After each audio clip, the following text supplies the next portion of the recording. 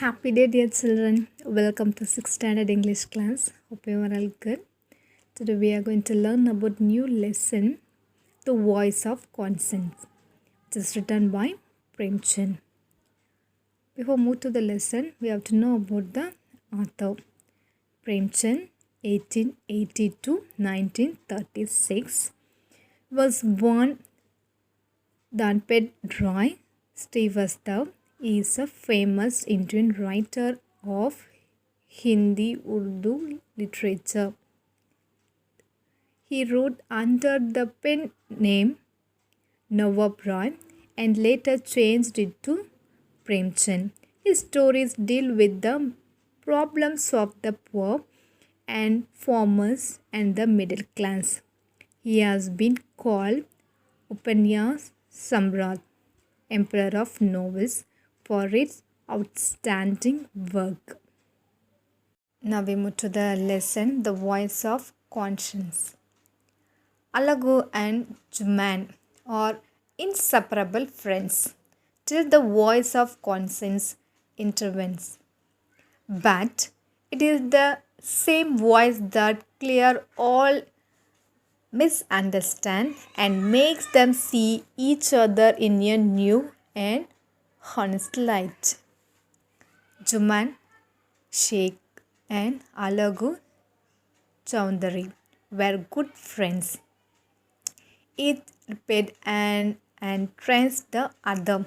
When Juman went on Hajj, he left him home in Alagu's care. Alagu entrusted his house to Juman whenever he had to travel. They neither ate together nor worshipped together.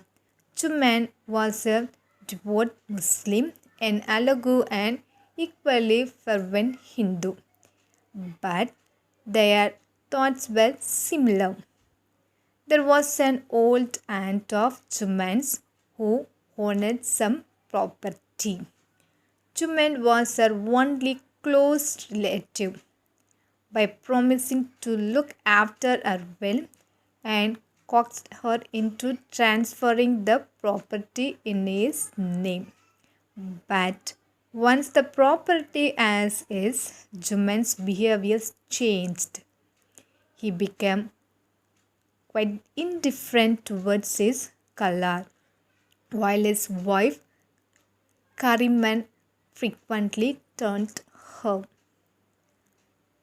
Who knows how long this old woman will live? Kariman would say in Kalal's hearing. A couple of bighas of parents' land she is given us, and now she thinks she owns us. Kalanjan endured such thought as long as she would. Then one day she said to Juman, Beta, I cannot live with you anymore. Give me a monthly allowance. I will manage my own kitchen. And where is this monthly allowance to come from? Juman asked relief. Well, I do need some money to live on, don't I? Said Kalanjan. Nobody had thought you planned to live forever, was Juman's reply. At this, she threatened to call a panchayat. Juman smiled. Why not? He said, call a panchayat by all means. I am also sick of this daily squabble. For several days after this, whole Kalal hobbles, that means walk with difficulty, painfully from village to village, pleading her case, but few gave her a patient or sympathetic hearing. Finally, she reached the house of Alagu, rested for a moment to regain her breath, and then said, Beta, you must come to my panchayat. Alagu looked uncomfortable. I will come if you want me to, he said, but I won't open my mouth. Why not? Asked the old woman. Chuman and I are old friends, said Alago. I cannot destroy our friendship. Is your friendship more valuable than your honesty? Alago could say nothing in reply. Kalanjan's words were echoing in his ears. Is your friendship more valuable than your honesty? The Panchayat met a few days later. When everyone has assembled, Kanchan made her appeal. 3 years ago, she said, I transferred my entire property to my sister's son, Chuman Sheikh.